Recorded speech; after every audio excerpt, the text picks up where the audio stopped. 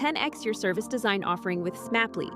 Take 20% off any order with This Is HCD 20 off.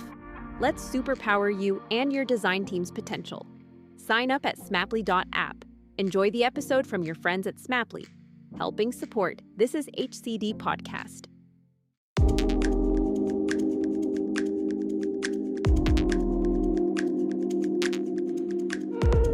Hey folks, and welcome to another episode of This Is HCD. My name is Gerry Scullion. I'm a service designer, I'm an educator, and I'm a design coach based in the wonderful city, and a very sunny city today, and that is Dublin, Ireland. Now, we are edging so close to our millionth download, and it's all down to you folks. So thank you for listening, for sharing and supporting the work that we have done since 2017 here at This Is HCD.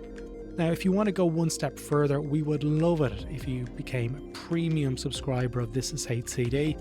You can do so by visiting thisishcd.com, and all the money goes back to the network, where we can reinvest it into building out more meaningful experiences, improving the website, and also developing things out like Change Space, which is a private community that is open for people to apply to now at thisishcd.com. Now, today in the show we have Catalina Bonavia, who is the head of service design at 36.com.au in Melbourne, Australia. Now, we connected earlier this year to chat about some of the work that Catalina does in her role as the head of service design, but we really focus mostly on a remarkable project that is a few years old now, and that is a toilet redesign, or a toilet design, should I say, for a family in Argentina that quite literally changed people's lives. Isn't it a really good one? I'll stop talking, so let's jump straight in. Catalina, I'm delighted to have you on the show. We're just catching up a little bit more around your background and where you're from and stuff, but maybe for our listeners, it's probably a good place to start. Start off by telling us a little bit about yourself, where you're from and what you do. Yeah, awesome. Thank you, Gerry, for having me here today. So a little about my background. I was born in Argentina and lived there for most of my life until 2018. I decided to move to Australia, where I currently live. Whereabouts in Australia? I'm in Melbourne, based in Melbourne. Oh, yeah. The second best city in all of Australia. Only friends are laughing, and all my Melbourne friends are putting their fists up. Now, Melbourne is equally tied with Sydney. Yes, so you've been in Australia for a couple of years. Yes. And I had an email a couple of months ago from a member of your team. Paul was his name, and he was telling me all about you, and I was like, without hesitation, I was like, yeah, I'd love to speak to Catalina. Catalina sounds great. Catalina, is it Catalina or Cata? What do you prefer? Usually Cata, but people in Australia really struggle with Cata, so I go with Catalina, and then once they are used to it, we go with Cata. They really usually the Aussies with like the shortens. Yes, they do. Why is you're not? I think they need to understand where it comes from, and then then they can shorten it. Yeah. You might be called Cato. Yeah, Cato, a lot of like, things. you know, Katia. Yeah. Well, Catalina it is so. But we were chatting before around your background in industrial design, and you studied in the University of Buenos Aires, and you were working on a project that really piqued my interest around a toilet. And I'd love to learn a little bit more around how this project came about. So tell us a little bit about it if you can. Yeah, of course. It's back in the days when I was actually doing this project, but it really marked my career and my way forward. So it was a startup, and we were looking to solve problems for people with very low income in Argentina. At that point, 30% of the people in Argentina were considered very low income, and that meant that they didn't have a proper housing condition. So in most cases, they didn't have a toilet, or they were sharing a toilet with someone else in the same land. So it's very normal that they will build a house in the backyard of their parents' house and use the bathroom of the main house. I would never have thought of that. Like, you know, when I was researching for the episode, I looked into some of the history of Argentina. It's really interesting to think that's still the case. 30% is quite a large number. Yeah, I would say that now it's higher than that. Really?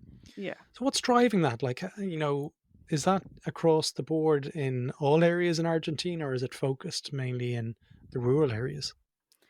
No, it's mainly non-rural areas. Like it's Okay, actually it's in the cities. closer to the city. Yes. Yeah. When I Wow. was working, Okay. this was Buenos Aires. Yeah, and you have people that have a lot of money living beside people that have no money. Wow. Okay, this is really eye opening for me. Like, so tell us, were you hired by a government authority, or how did this come about? Like, because you'd finished in 2014 doing industrial design, a fellow industrial designer like Yeah. myself. Tell us about the kind of the origins of the project, No, the project was a private project. Fiverr project. Yeah, there Okay, were two people that wanted to start a startup, a B Corp. So they didn't want right. to do a non for profit. They wanted to do a B Corp and try to make it sustainable. Hmm. And they hired me as the industrial designer for the initial side of the project, where we were doing mainly research, going into people's houses, having coffee with them, or mate as we have in Yeah. Argentina, Matt. and understanding about their situation, their needs, their ways of thinking, mainly like where they were spending the money and how they made the decisions. And then I would go back home and design a couple of prototypes very quickly, like paper Hmm. prototypes, go back the next day and get more feedback from them, and they will say like, no, this is crap, or yes, we want this, and so on. And Yeah. that was the first 3 months of the project. Wow. um It is crazy. So you mentioned there about the land prices and building a house at the back of another house and using the main house's facilities for the toilet. Were there other cases where you'd seen um, kind of other sort of scenarios of how people were using the toilets in Buenos Aires, or was that the most common one? that was the most common one. Then there were others that were also building their toilets, but they weren't hygienic, let's say. They weren't Okay, what we would want a toilet to be. for purpose. Yeah. So without getting too into the nitty gritty of the ones and the twos, what was happening if they didn't have a toilet? Like, was the sewage, what was happening to that? Like, were they able to, if they didn't have a main house to work from? That sounds They, like it's the best of the worst case. they Is that usually fair would to say? have they usually would have a main house to go to. Usually, okay. Yeah. So it's pretty normal that they had built that main house in the 60s and keep building it and growing that house. And then when Mm, some of the kids of the family got mm, married, they built a room or two in the back. sure.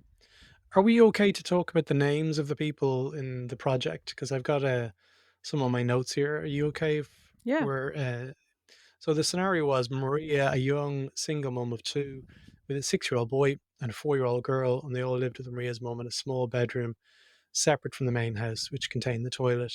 This meant that Maria and the kids had to go outside to access the toilet no matter the weather. The kids brushed their teeth less often, which naturally impacted their dental hygiene, and the little one developed breathing problems. Because of this, they frequently missed school, and Cata and her team worked with them to understand the situation and co-design a toilet. Eventually, they designed and built a sort of toilet in a box, providing them with a warm, safe, easy to clean toilet. And the little one no longer had breathing problems, and they both enjoy brushing their teeth, and they don't miss school as much. It sounds like a persona scenario of some sort there, Yeah. like, so tell us about Maria and the scenarios. What was the research like for this project?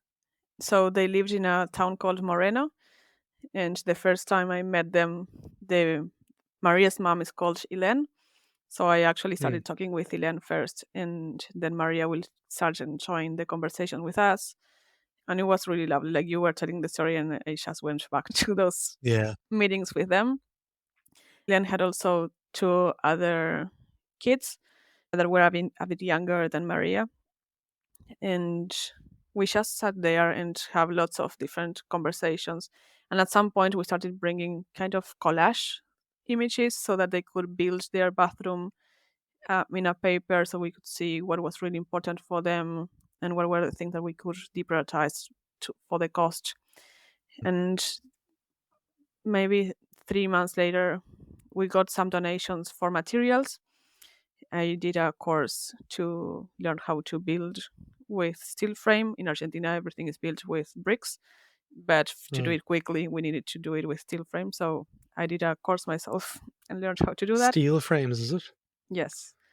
Steel frames. What does that mean? It's how they build houses in Australia or in Okay. the States, but instead of Yeah. wooden, it's all steel. Okay. And we built a prototype and started to bring the different parts into the house and built the bathroom with them, myself, my boss, and them. So, Yeah. and to be very So what? honest, that one took longer than what we wanted. So then we designed a next prototype to make it shorter. Yeah. So how come it was just? Well, it's great that you had a case study, like you had a scenario and a problem to work with to design for them. And Mhm. I know in the email from Paul, we're talking about co-designing it. But how come there was one? It was a private project, and it wasn't like an industry where somebody was trying to come up with a concept to commercially, scale the idea. Like, how come it was just for the one family? Or the idea wasn't that it was going to be just for this one family, Okay, was the prototype. The idea was then to keep going with the and scale it. prototype. Yeah.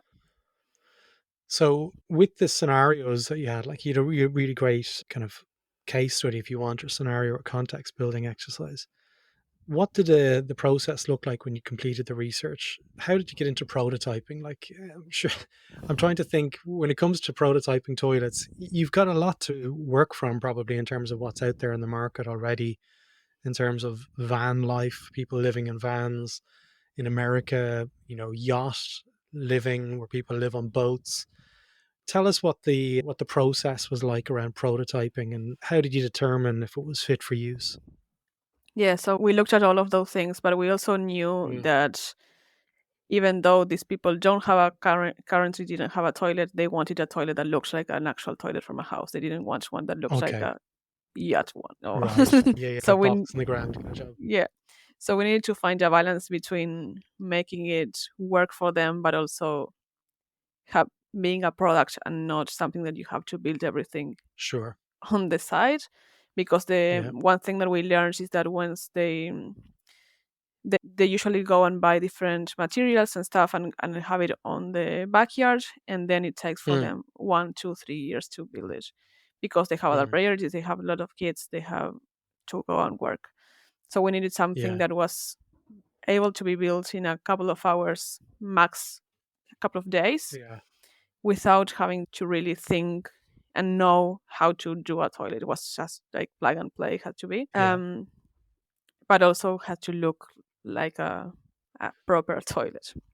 There's probably So a status thing there as well. Is there like as regards having a toilet, is a certain, social status to say that you've yeah, got a toilet in your house, obviously. yeah. So we Tell us how it worked then. yeah. So we looked for lots of different materials and options. We started looking for steel frame at the beginning because it looked like it could be the easiest way. But then we realized that it was too heavy. With this one that we built for Maria, it was too heavy. Be transported to the place and then to put it from the truck Yeah. into the house, you needed four or Yeah. five people to move each wall, Okay. which you can't Yeah. always have.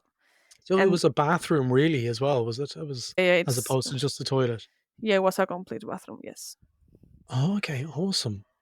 Is there anywhere online that people can look at this? Is there a case study of it anywhere? Maybe on the 36 website or I don't think we have it in the 36 website, but yeah, we can put it there. we And can get it. Okay, it'd be good to put a link in the show notes for yeah, people who are listening or watching to be able to check it out themselves.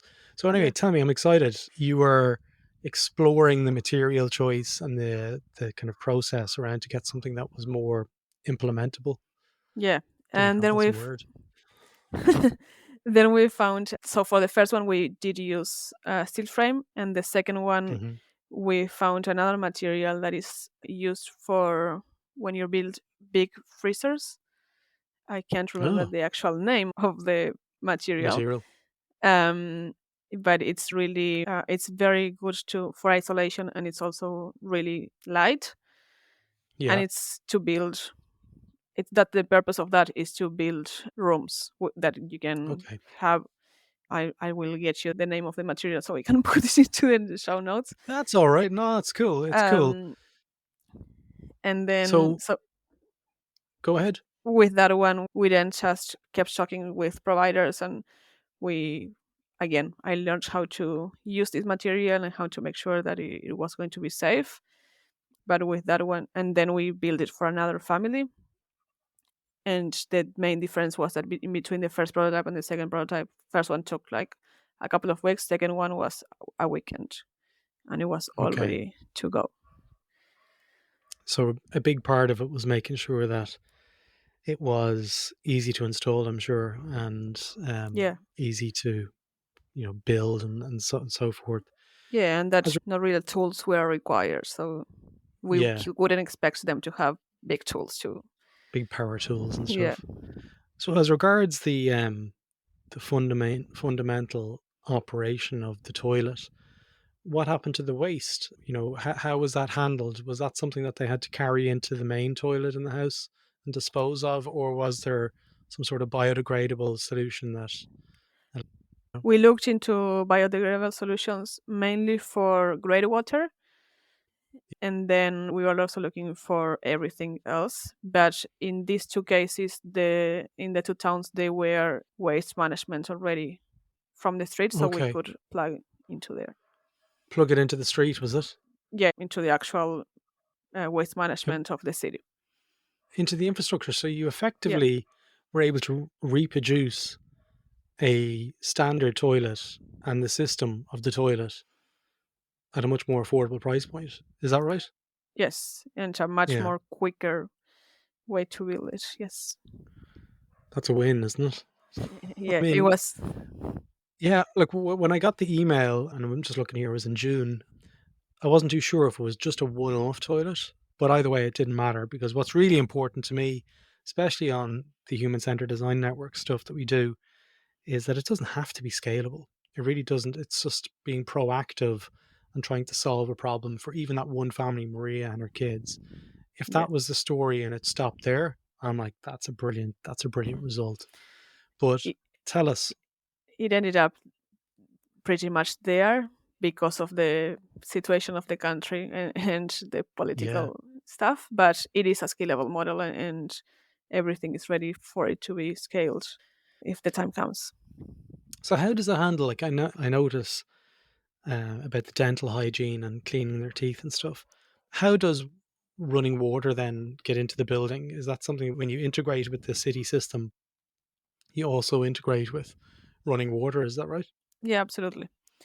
I had to learn a lot about Yeah, plum plumbing. plumbing. Yeah, but yes, one of the walls had.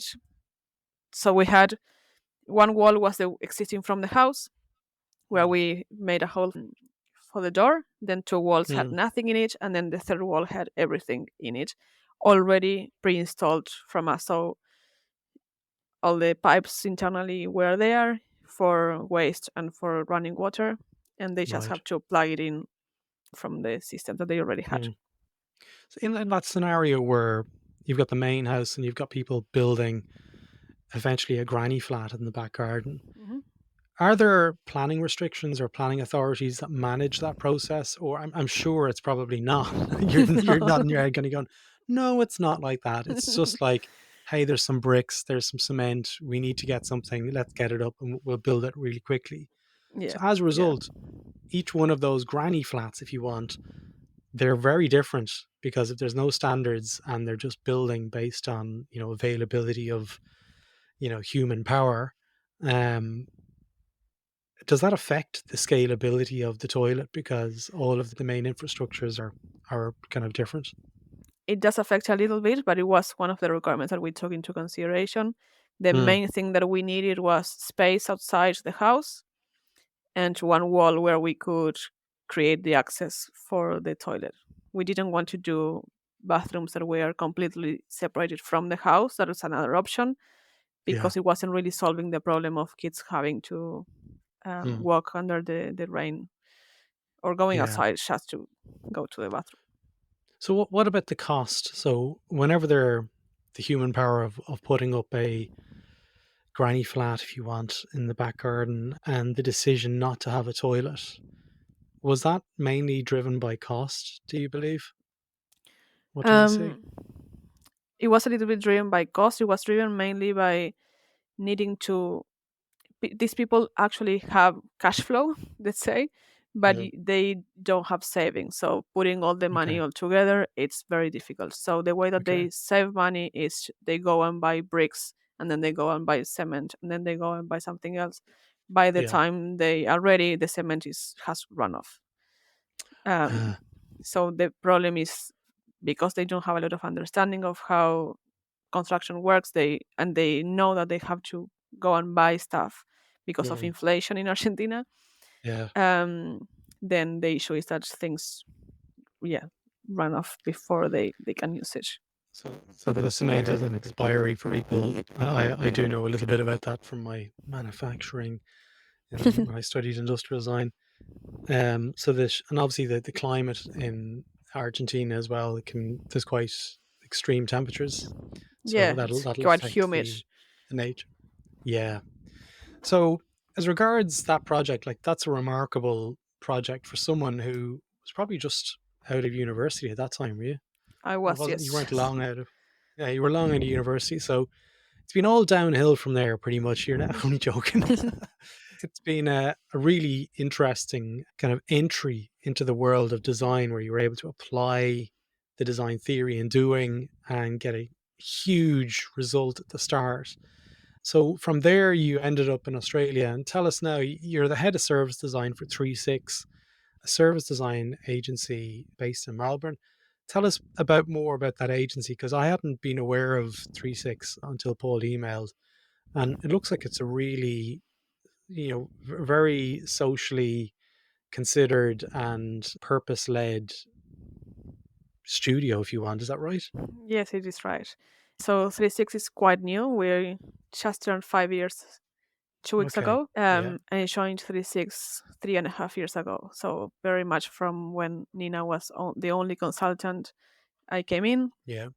We do service design, but we say that we do from strategy through to implementation using a human centered Yeah. design and a service design lenses. And our focus is very much in implementation. So from my background working with this bathroom, for example, and also from Nina's Mhm. background, we are both very passionate on making sure that things are going to be implemented and they are easy to take on and stick in the organizations. So we usually work with clients to really understand the problem that they're trying to solve for, and that will mean looking into customer experience, but also mainly staff stakeholders and the organization Mm. itself, and then designing a solution that will last for them. And how do we make it stick? And most of Yeah. our clients are clients that are in the HK or education government spaces. We really want to make to we both Yeah. want to everyone wants to work in projects that we can see the impact and that has a real meaning to what we're doing. Yeah. It's funny. I'm looking at Nina's profile here. We've got a lot of people in common from my time in Australia, but the team looks very kind of diverse and multidisciplinary. So I'm looking at the different skills. It's a small enough team, but the work sounds fascinating. Do you have any other case studies of recent projects that we can talk about in more detail? I know there was some stuff there I remember reading around COVID. Is that right? Am I thinking, was there any projects in that space? Not related to COVID. No, um that's for I another or agency. not not that I comes can to take mind this at out. least. I can take this bit out. That's okay. Yeah, we do have a couple of really cool case studies. One that we've been working with a bank here in Australia, a very small bank that looks after teachers and nurses from Hmm. Victoria. We've been Hmm. working with them for the last 2 years, and we designed the strategy for them for the whole bank. And What bank was that? Can you talk about it? yeah, bank first. Bank First. Okay, cool. Yes. So I do remember there was a case study in particular that I was really interested in. It was the Yeah. home aged care system. Were you Okay. involved in that project? Yes. Yes. I was. Yes. to it. Tell us a little bit about that, because that's something that I'm particularly passionate about. Like, as we kind of, it's really important for us to consider people towards their end of their lives, if you want, or at that point in life. So tell us, when was the project and what were the problems that you were trying to solve? So we had a couple of projects in home care. One Mm, was end of 2020, and we're currently working in another one. The problems that we usually see in home care, especially after COVID in Australia, the management of the aged care sector was really difficult, and people yeah. have decided to move into home care. And at the same time, the government has made a decision that they want to invest more in home care than in aged care. So a lot of these organizations are moving their business models more into home care while they still have the aged care residencies. But home care has to be stronger. And one thing that we keep seeing is that people, for example, they don't know that this amazing resource exists. They don't know that they can access it as a benefit from the government once you reach certain age.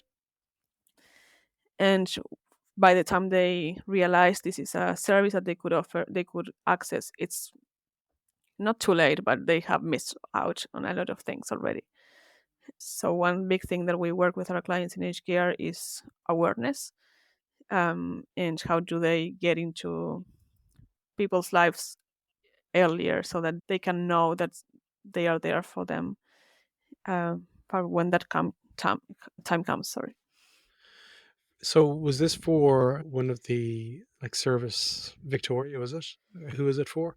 No, we worked with BMCH and with Uniting Age Well. So they are Okay. two home care providers. Currently, we're working with Uniting Age Well.